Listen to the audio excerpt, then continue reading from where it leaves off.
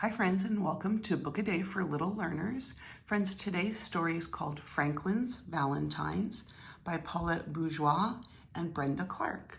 Friends, Franklin is a character that has many different stories written about him.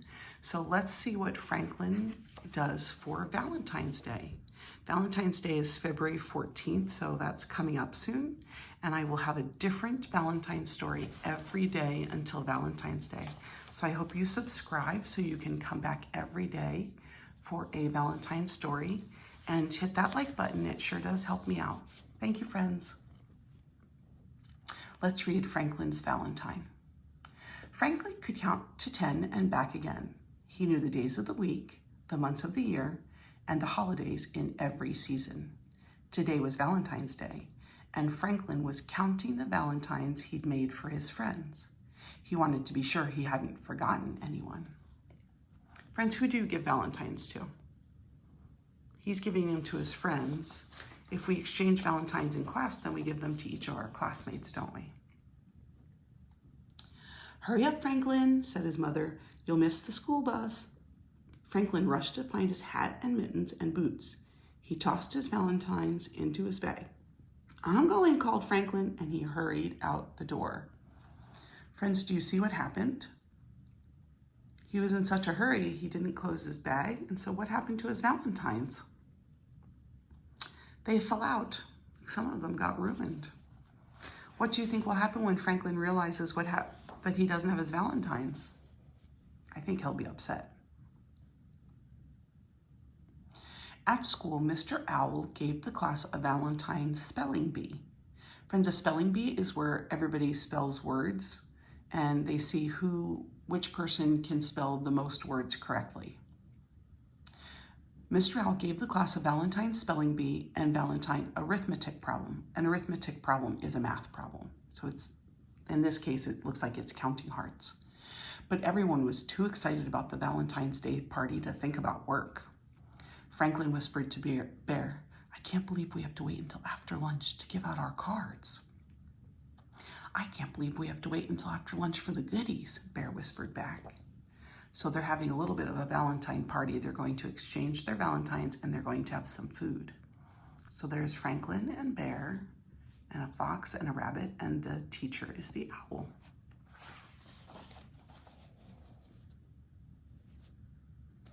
At last it was time for the party.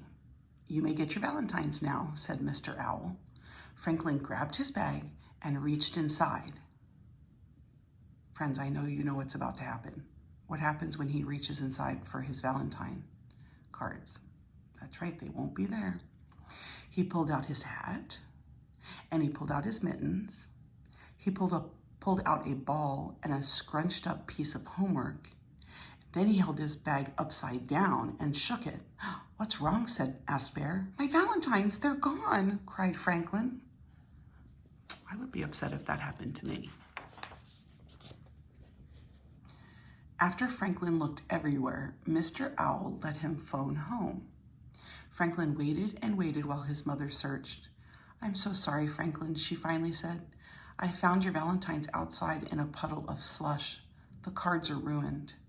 Franklin blinked away tears. He gave the phone to Mr. Owl and ran out of the room. Friends, if you don't live in a place where there is snow, slush is when there has been snow on the ground and it starts to melt, but it's still partially frozen and some wet. So it's just really kind of a yucky mess. And that's what happened to his valentines. Let's see what Franklin does when his valentines are ruined. Let's see how he recovers from this.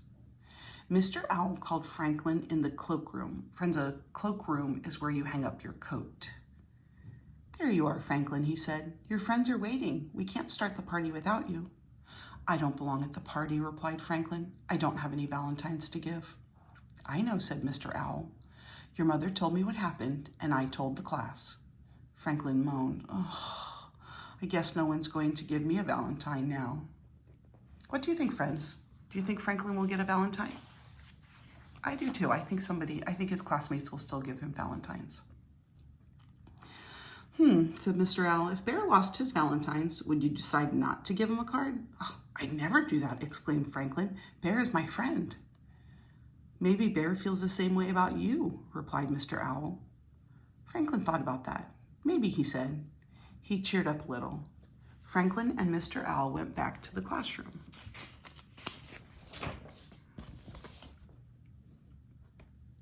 Franklin watched as his friends delivered their cards.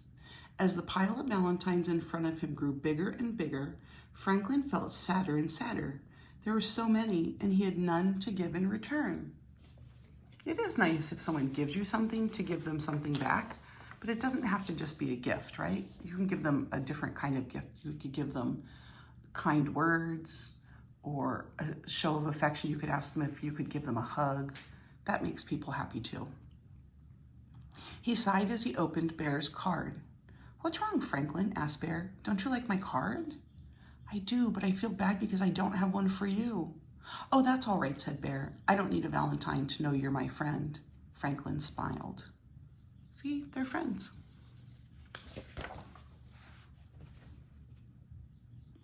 Everyone gathered around as Franklin opened his other cards. Mine's a turtle cutout, said Snail. Mine's a turtle poem, said Goose. And I made up a turtle riddle, said Fox. These are great, exclaimed Franklin. I just wish I had my Valentines for all of you. Well, I just wish we could start eating all these goodies, replied Bear. Everybody laughed. Do you see the goodies? Looks like there's special popcorn, special heart cookies, brownies with hearts, cupcakes with hearts, some special bread. Friends, which of those would you eat first? Which would you choose to eat first? If you could only have one, which one would it be? I would go for the brownies. The popcorn looks really good too. That night, Franklin told his parents about the party. It sounds as if you have some very good friends, said Franklin's father. I sure do, agreed Franklin. Next year, I'm going to make them extra special Valentines. Well, you've got a whole year to get ready, replied his mother. I don't know if I can wait a whole year, said Franklin. Look at, he's showing them his Valentines.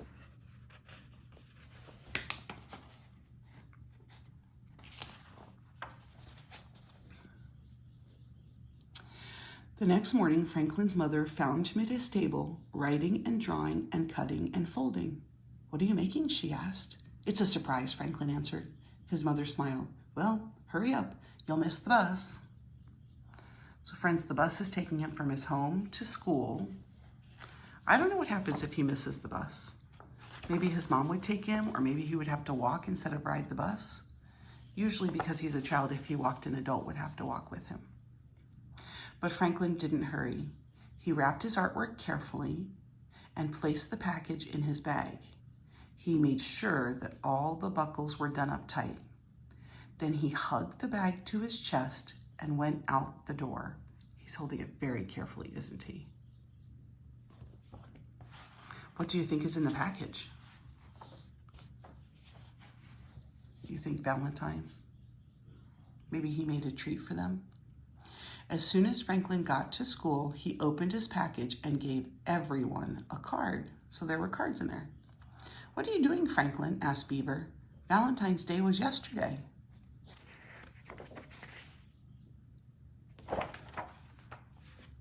Oh, these cards aren't for Valentine's Day, replied Franklin. They're for Friendship Day. And Friendship Day can be any day you want. I would agree with that, friends. Friendship Day can be every day. Friends, thank you for listening to our Franklin's Valentine story today. I hope you enjoyed it. Please hit that like button and subscribe. We do a new Valentine story every single day, and so I look forward to seeing you tomorrow for our next Valentine story. Bye for now.